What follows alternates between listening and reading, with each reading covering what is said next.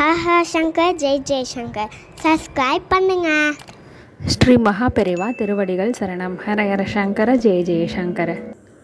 நம்ம மகாபெரிவா துணை சேனலை இப்போ தான் பார்க்குறீங்கன்னா சப்ஸ்கிரைப் பண்ணிக்கோங்க. கூடவே பெல் ஐக்கானையும் கிளிக் பண்ணி வச்சுக்கோங்க. தொடர்ந்து ஃபாலோ பண்ணுங்கள். நம்ம எல்லாருக்குமே பொதுவான ஆசை இருக்குங்க.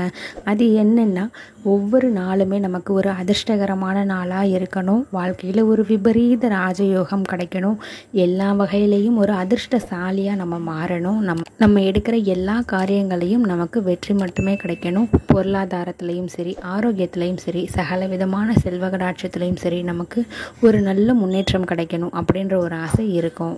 இது ரொம்ப நியாயமான ஆசையும் கூட தாங்க. இதுக்கு நம்மளுடைய வாழ்க்கையில் நம்ம பண்ணக்கூடிய சில தாந்திரிக முறைகள், சில மந்திர பிரயோகங்கள், பூஜை முறைகள், இது எல்லாமே நமக்கு கை கொடுக்கும். பொதுவாக ஒவ்வொரு நாளுமே நமக்கு நல்ல நாளாக அமையணும் அப்படின்னா, நம்ம காலையில் எழுந்திரிச்ச உடனே நம்ம முதல்ல பார்க்கக்கூடியது அப்படின்றது நம்மளுடைய உள்ளங்கைகளாக இருக்கலாம். அப்படி இல்லைன்னா கோமாதா ஃபோட்டோவாக இருக்கலாம். அப்படி இல்லைன்னா நம்மளுடைய முகத்தை கண்ணாடியில் பார்க்கலாம்.